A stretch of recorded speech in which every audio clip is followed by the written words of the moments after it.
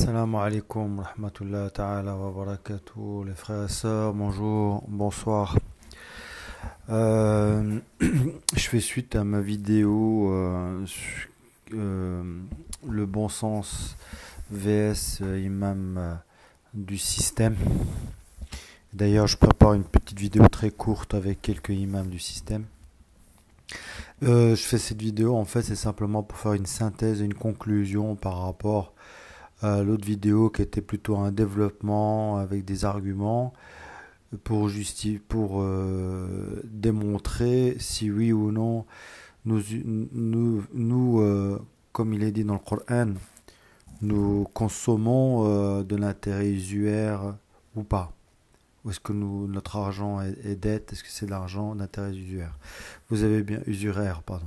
Donc vous avez bien vu que c'était le cas, que c'était démontré et tout. Et là, je vais faire simplement une vidéo synthétique où où je vais donner la conclusion, quoi, en fait, et résumer les points et les conséquences. Avant tout, il est important, parce que je pense que cette vidéo-là, elle est importante. Elle est complémentaire à ce que j'ai fait avant. Elle sera plus courte, plus synthétique, conclusion, puis recadrer un peu notre situation par rapport à cet interdit. D'abord, Allah Azza wa Jal, il faut savoir, il faut relativiser aussi les péchés que l'on fait. C'est-à-dire qu'en fait, il faut pas, comment dire, renier le fait que ce sont des kaba'ir, des péchés très très graves. Faut pas le renier parce que c'est grave de renier un péché qui est grave.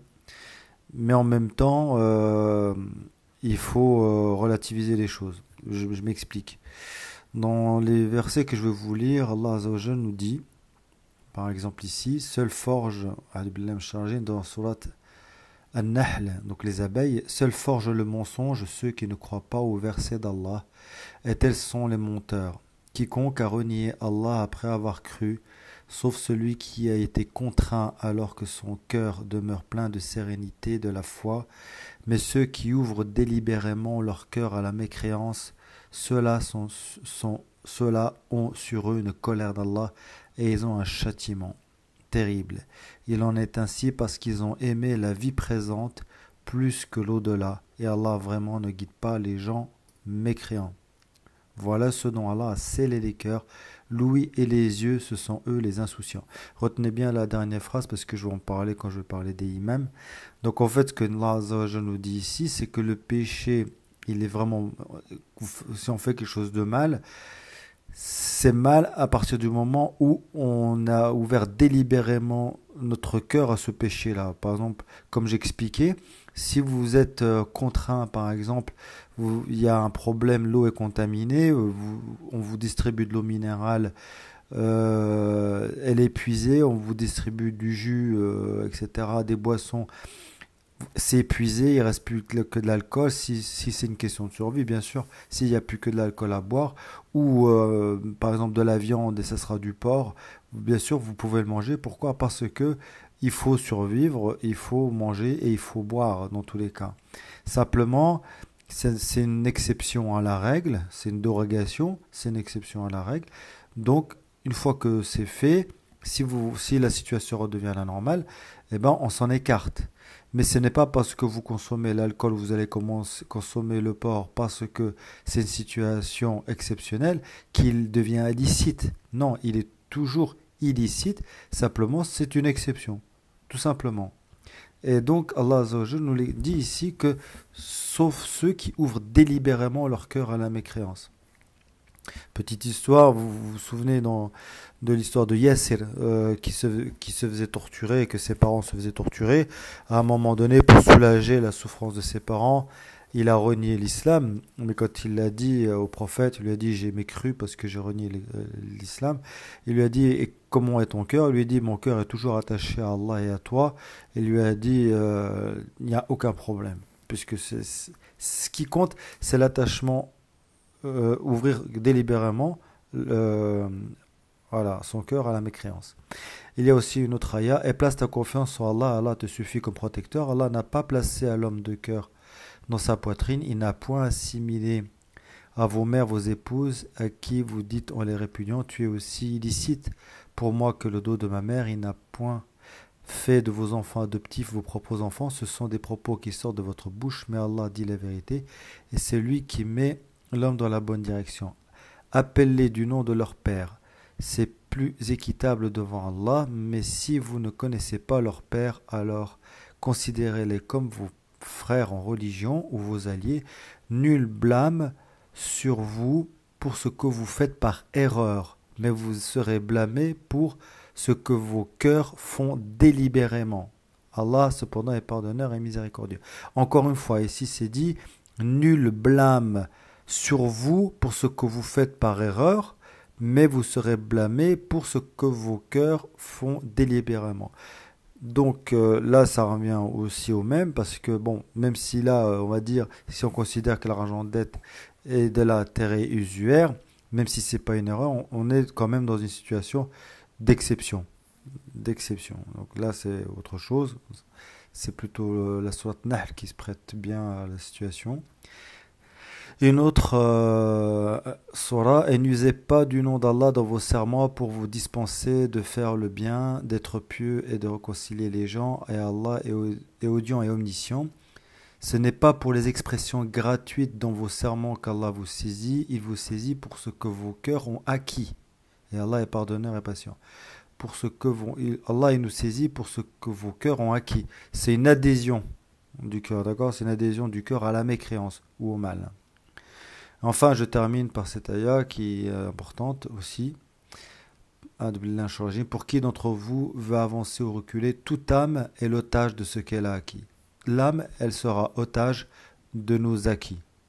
Si c'est du bien, tant mieux, alhamdoulilah. Si c'est du mal, on sera otage du mal qu'on aura fait.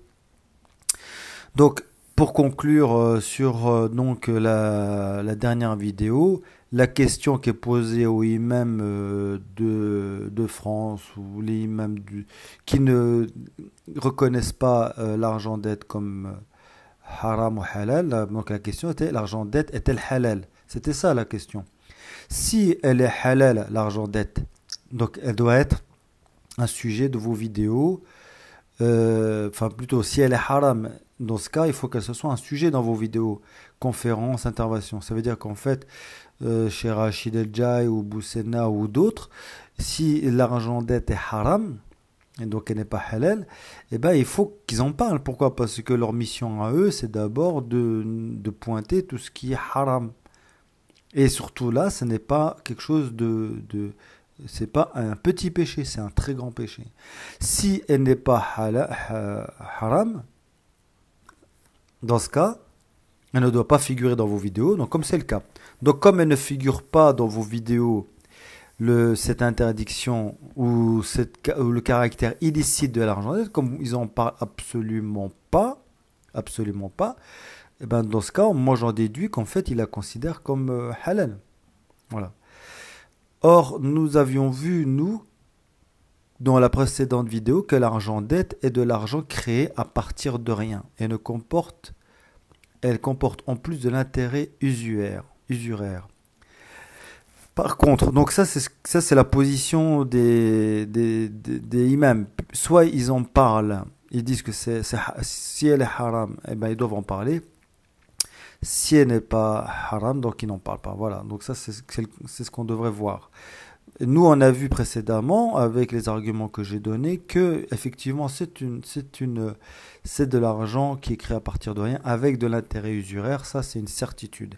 Alors quelles sont les conséquences que j'ai résumées? Elles sont graves, elles sont décrites ci-dessous. L'argent dette est un intérêt usuraire. D'accord? C'est été évoqué dans la dernière vidéo que j'ai faite, développée. On mange donc de l'intérêt usuraire. Manger de l'intérêt usuraire revient à combattre Allah et son messager. Rasulullah sallallahu alayhi wa sallam dit, celui qui mange de l'intérêt usuraire, Allah azza wa jalla lui donnera un sabre le jour du jugement et lui dit, va combattre Allah et son messager. Parce que c'est comme si on combattait Allah et son messager. Et donc, qu'est-ce qui est dit dans cette sourate ayat 275 de sourate al-Baqarah, justement?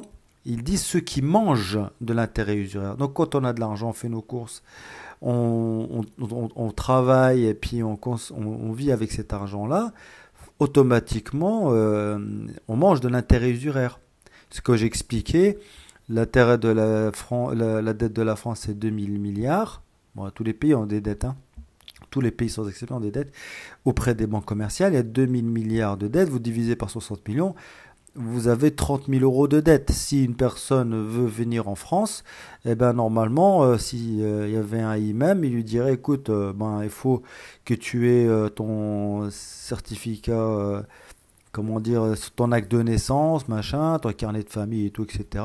Mais il faut aussi que tu acceptes ces 30 000 euros de dette. Il ne faut pas les cacher. Tu as bien 30 000 euros de dette avec de l'intérêt usuraire.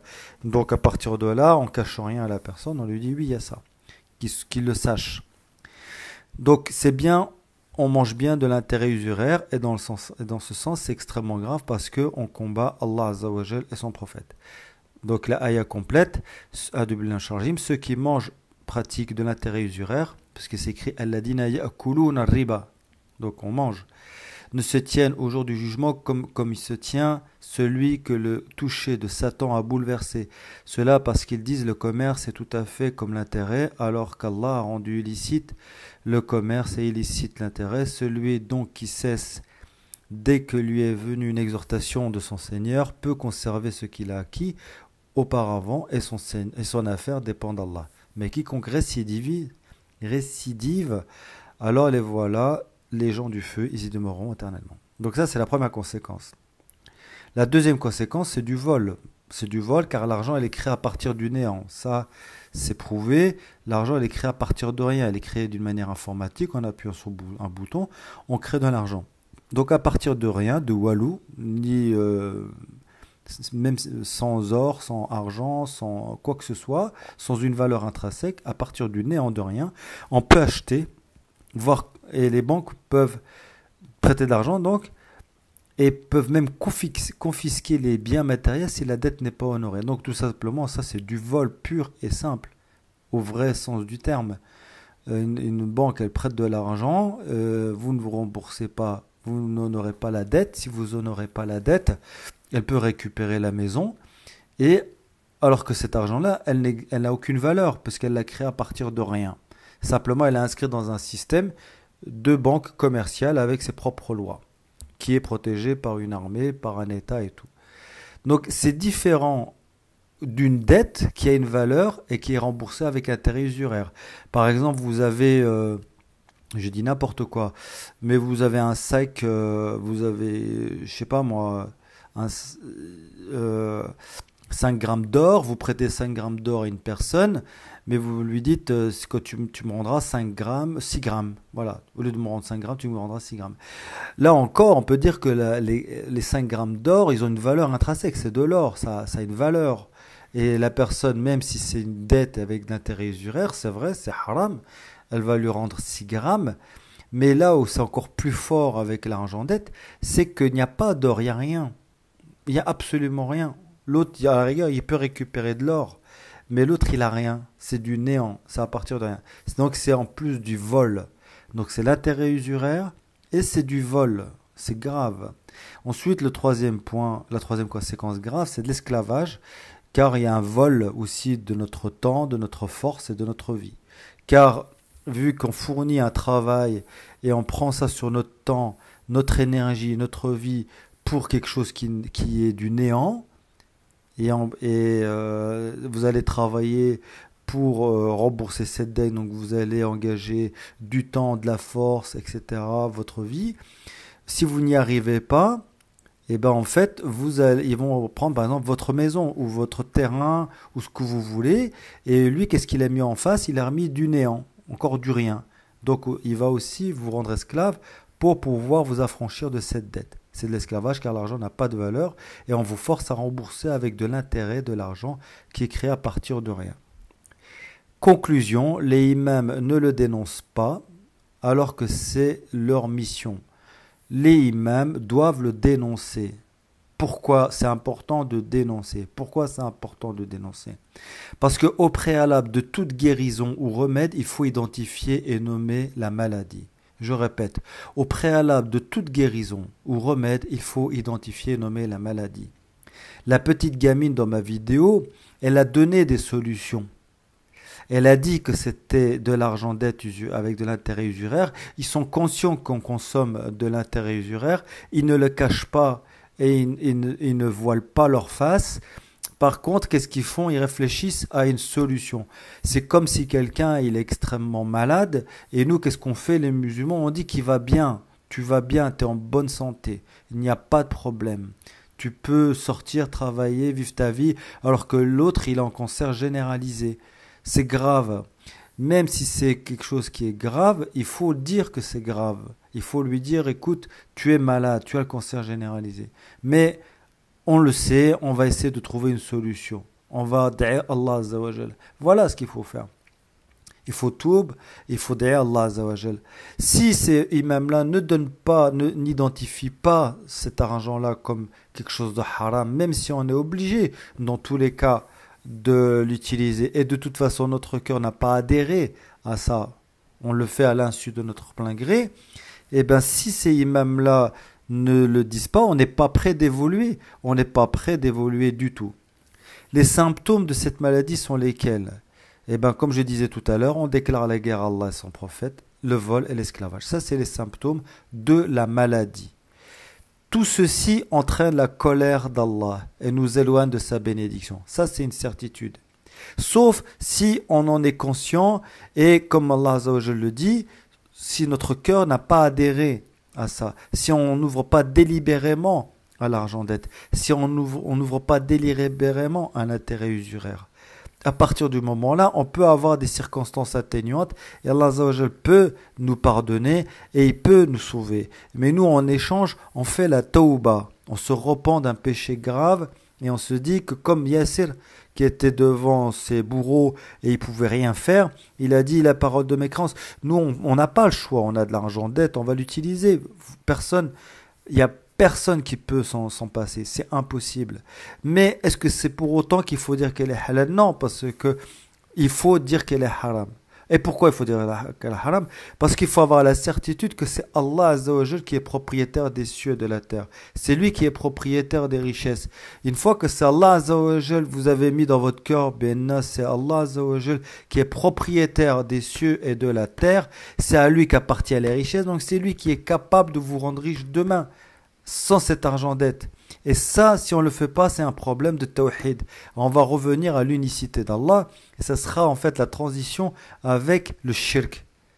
Cela pose un problème de tawhid. Si dans notre cœur, on ne se dit pas dans notre tête, que dans notre cœur, qu'on se dit que c'est lui le patron, c'est lui le propriétaire de quoi? De quoi il est propriétaire d'Allah? Il est propriétaire des cieux, de la terre. Il est propriétaire de l'Europe, du monde, de tout, de l'Orient à l'Occident et du Nord au Sud. Il est propriétaire d'absolument tout. Des richesses qui sont enfouies sous terre, sur terre, au-dessus de la terre, partout. Partout, Allah Azza wa Jal est propriétaire de la pluie, des minerais, de tout ce qu'on veut. Si nous, on cache ça, ben à ce moment-là, qu'est-ce qui se passe? Allah ne nous aide pas, en fait, à nous en sortir. Pourquoi? Parce qu'on cache la maladie, on cache ce problème. On voile. Et du coup, comme on voile, eh ben Allah ne peut pas nous aider. Pourquoi? Parce que il va dire, mais toi, tu n'as même pas reconnu que tu étais malade. Et c'est là où est le gros problème de ces imams. C'est là. C'est pas nous, notre problème. Nous ne sommes que des musulmans. Nous ne sommes pas des imams. Nous n'avons pas endossé le rôle de prévenir, d'avertir les gens, les musulmans. C'est eux qui ont pris le rôle du guide, ces imams de France, et c'est les autres imams qui ne dénoncent pas. C'est eux qui ont pris cet habit de nous pointer où est-ce qu'on est malade, elle est où la maladie grave, elle est où la maladie dangereuse, de quoi je suis atteint, est-ce que j'ai le cancer, est-ce que j'ai une maladie immunodéficience, qu'est-ce que j'ai comme problème. Et le imam là, comme un toubib, il doit te dire oui, tu as un problème, mais lui qu'est-ce qu'il fait? Il te dit non, t'as rien, tout va bien. Tu peux, regarde, j'ai un nouveau peigne pour toi, tu peux te coiffer. Regarde, je t'ai acheté un coupe-ongle. Regarde, t'as vu, j'ai une nouvelle pommade qui va lisser tes mains. Regarde, t'as vu, j'ai une nouvelle semelle. Il va vous raconter des conneries du matin au soir, comme ils font dans leurs vidéos. Ils ont des vidéos, tous ces imams de France. Vous allez voir, je vais vous en parler tout à l'heure. C'est catastrophique, ces gens-là. Ces gens-là, c'est des moufsidines. Je vais finir. Puisqu'ils ils se taisent sur ce fléau, alors que ce sont... Alors donc les imams de France, et d'ailleurs qui se taisent sur ce fléau, alors que ce sont des avertisseurs, sont soit des sourds, muets et aveugles. Ils ont donc la maladie au cœur. Pourquoi? Parce qu'au point de ne pas voir le mal, alors qu'une gamine de 12 ans le voit, donc soit...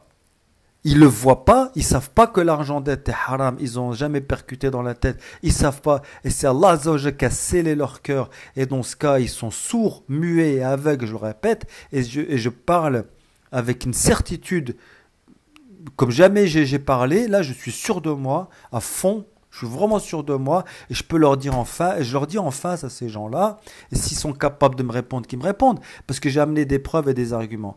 Si il se taise sur un fléau aussi grave que celui-là, ça veut dire que ils sont sourds, muets, soit ils sont sourds, muets et aveugles, et ils ont donc une maladie au cœur parce qu'ils ne voient pas le mal, parce que je ne vois pas comment ils peuvent justifier que de l'intérêt usuraire n'est pas de l'intérêt usuraire quand c'est démontré par A plus B, soit ils le savent, ils laissent faire, et ce sont donc des moufsidoun qui aident à propager le fasad.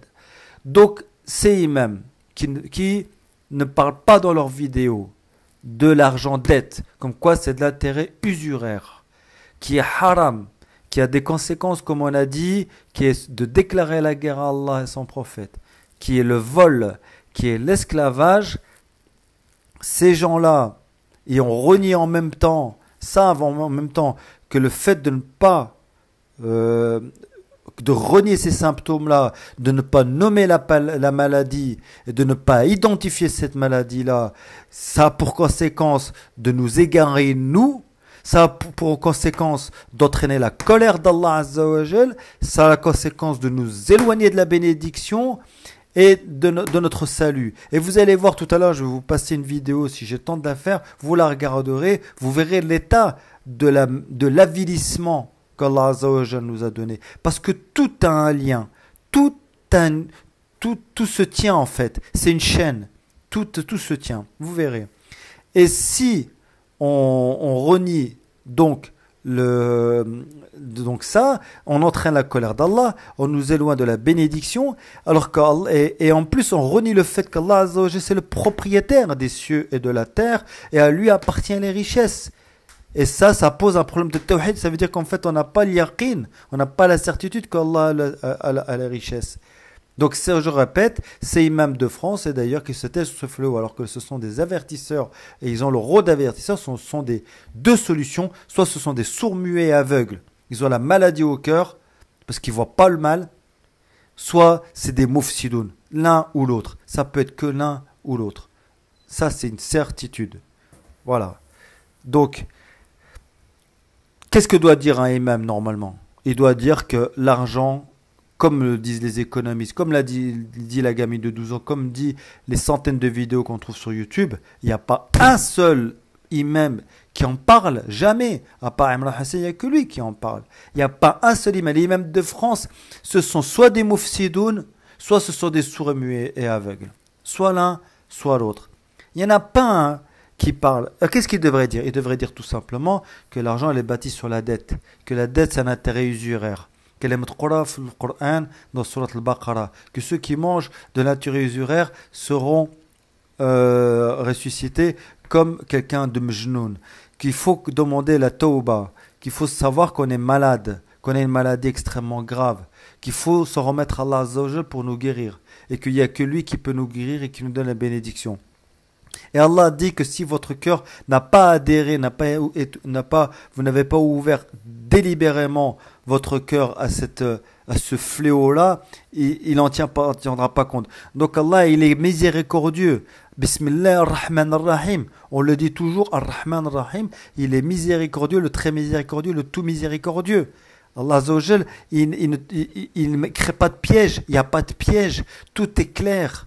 Il est miséricordieux, il ne veut pas du mal, il nous donne des routes, il nous donne des pistes, à condition d'être véridique, à condition d'être sincère, à condition de ne pas cacher, à condition de ne pas mentir, à condition d'arrêter d'être des lâches, à condition de penser qu'à sa gueule, comme ils font eux, des sahab dunya. Dans les ayats, Allah Azza wa Jal le dit, c'est ceux qui ont, surtout dans la première, vous avez vu dans la première ce qui est dit, regardez, je le répète, il est dit, quiconque a renié Allah après avoir cru, sauf celui qui a été contraint, alors que son cœur demeure plein de sérénité de la foi, mais ceux qui ouvrent délibérément leur cœur à la mécréance, ceux-là ont sur eux une colère d'Allah, et ils ont un châtiment terrible. Il en est ainsi parce qu'ils ont aimé la vie présente plus que l'au-delà, et Allah vraiment ne guide pas les gens mécréants. Ces gens-là ont aimé la vie présente plus que l'au-delà, puisqu'ils ont aimé la vie présente plus que l'au-delà, et Allah vraiment ne guide pas les gens mécréants. Voilà ceux dont Allah